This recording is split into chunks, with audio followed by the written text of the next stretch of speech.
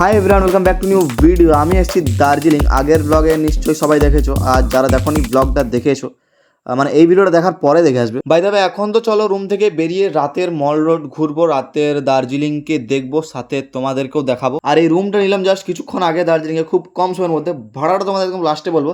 So চলো এখন fully ready সেডি হয়ে গেছি, বেরোনো যাক মল রোডের দিকে, দার্জিলিং ঘোরাফেরা করি রাতের। চলো হোটেল থেকে এখন নিচে নামছি, বিকজ আমাদের রুমটা ছিল হোটেলের সেকেন্ড ফ্লোরে। আর এই যে আমাদের আজকের হোটেল, যার নাম হচ্ছে হোটেল ডেনজং, ডিসক্রিপশনে আমি দিয়ে দেবো নাম্বার। হোটেলটা মল রোড থেকে জাস্ট সামনে। আর এই দেখো, হোটেল থেকে বেরোতে না বেরোতেই দেখে নিয়েছি আমি বিরিয়ানির হাঁড়ি, আর তখনই ভেবে নিয়েছি যে আজকে ডিনার তো ভাই বিরিয়ানি দিয়েই হবে। এবার হাঁটতে হাঁটতে দেখে ফেললাম আমার শখের বাইক, প্রিয় বাইক হিমালয়ানকে। আর ভাই দার্জিলিং এ এত পরিমাণ হিমালয়ান বাইক আছে না, সবার ঘরের দুয়ারে দুয়ারে দেখতে পাচ্ছি হিমালয়ানকে। আর যাই হোক গাইস, আজ এরকম ঘুরলেও একদিন তো দার্জিলিং হিমালয়ান নিয়ে ঘুরবোই। আর গাইস তারপর আমরা দেখতে পেলাম রাতের মল রোডের মার্কেটের ভিড়টা কিরকম। ভাই আলাদাই ভিড় ছিল, এত এত মানুষ। এখন অল্প হলেও দার্জিলিং ঘোরার সিজন, বাট তাও গাইস এত পরিমাণ ভিড়। এখন এখানে রাতে মল রোডে হাঁটাহাঁটি করছি দেখতে পাচ্ছ, আর এখানে আলাদা একটা অনুভূতি হচ্ছিল ভাই রাতে মল রোডের মার্কেটকে দেখে আমার। সো চলো হেঁটে হেঁটে যাই, সাথে তোমাদেরও দেখাই।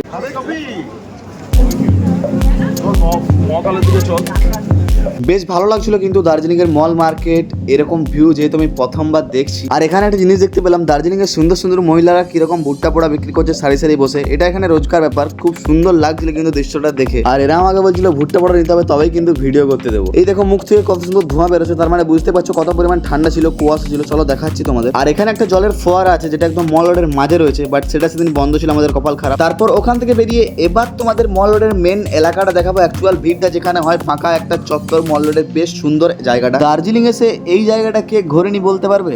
মানুষের জমায়েত এখানে অনেকটাই বেশি, যেমন দিনে তেমন রাতেও। এখানে রয়েছে একটা রাজা রামমোহনের মূর্তি। দার্জিলিং এর মল রোডে এই মূর্তিটা কি জন্য আছে, কেউ যদি জেনে থাকো অবশ্যই কমেন্টে জানাবে। আর আদৌ কি ওটা রাজা রামমোহনের মূর্তি? আমার দেখে তো তাই মনে ছিল, তাই বললাম। আমি যদি ভুল বলে থাকি অবশ্যই কমেন্টে জানাবে। আর এই যে জায়গাটা দেখছো, এটা হচ্ছে দার্জিলিং এর উইন্ডামিয়ার হোটেল। খুবই নাম করা, খুবই লাক্সারিয়াস একটা হোটেল, যেটা মল রোডের একদম পেছনে। আর একটু ঘোরাফেরা করতে না করতে আমি দেখতে পেলাম মল রোডের একটা আলাদাই দৃশ্য। পুরোপুরি ওয়েদার চেঞ্জ হয়ে গেল, পুরোপুরি ফগি ফগি, সাদা একদম কুয়াশায় মেঘে ঢেকে গেল চারিদিকটা। আবার তখনই সব উধাও। তারপর দেখতে পেলাম এখানে কিছু দাদারা মিলে দারুণ সব অ্যাক্টিভিটি করছে, সেই দাঁড়িয়ে দাঁড়িয়ে দেখছিলাম আর মজা নিচ্ছিলাম। যাই হোক, মল রোডটা আবার ক্লিয়ার হয়েছিল, হয়তো কিছুক্ষণের জন্যই, বাট ভালোই লাগছিল। আর এই জায়গাটায় সবাই ছবি তুলছিল দেখছিলাম, আর তা দেখতে দেখতে সেখান থেকে বেরিয়ে চলে এলাম, কারণ এক জায়গায় তো ঘুরলে হবে না, আরো তো ঘুরতে হবে নাকি। তো চলো এবার তোমাদের নিচে আরো নিচের দিকে আরো অনেক মার্কেট আছে গাইস। আর এখানে আমি এত সুন্দর একটা ভিউ সাথে হাঁটছি, কেমন লাগছে অবশ্যই জানাবে। হ্যাঁ, ভালো লাগলে অবশ্যই একটা লাইক করে দিও। চলো আসো আসো, আরো ঘোরা যাক, আরো সুন্দর সুন্দর ভিউ দেখা যাক, আরো সুন্দর সুন্দর জায়গা দেখা যাক। এই দেখো এখানে তো এসে দেখি জায়গাটা আরো চকচক করছে, আরো মানুষের ভিড়। আর এখানে বেশিরভাগ বিক্রি হচ্ছিল সোয়েটার, জামা কাপড়, আরো কত কি। আমার তো ভাই সবকিছু মিলে দেখেই মন মরে যাচ্ছিল। আর যাচ্ছিলাম হাঁটে হাঁটি, পায়ে পায়ে কত ধরনের কত মানুষ দেখতে পেয়েছিলাম, ভাবছিলাম কত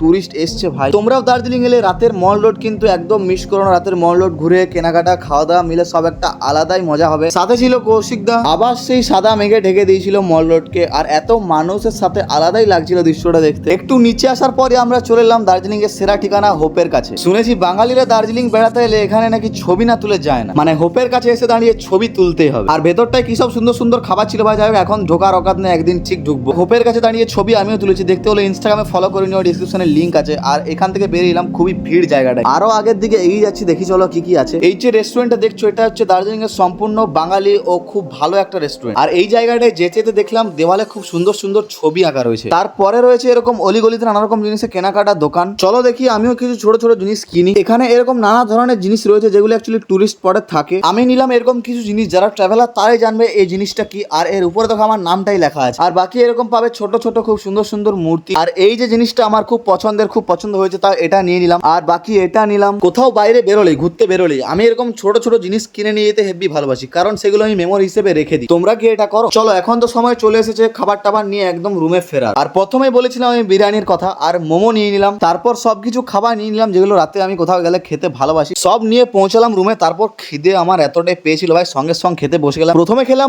মোমোগুলো কিন্তু খেতে খুবই সুন্দর ছিল। তারপর রেডি করে নিলাম আমার স্বাদের বিরিয়ানিকে। আর একটা কথা, সেদিনের বিরিয়ানিতে কিন্তু 3 থেকে 4টে আলু ছিল, কারণ আমরা যখন বিরিয়ানি নিয়েছিলাম তখন ছিল হাঁড়িতে বিরিয়ানি প্রায় শেষের দিকে। বিরিয়ানিটাও এতটাই দিয়েছিল যে খেতে পাচ্ছিলাম না। সত্যি দার্জিলিং এলে কিন্তু এই একই দোকানে আবার বিরিয়ানি খাবো। যাই হোক চলো খাবো তখন পরে, এখন অনেক ঠান্ডা, ঘুমাই তাড়াতাড়ি। আর চ্যানেলটাকে তোমরা ততক্ষণে সাবস্ক্রাইব করে নিও।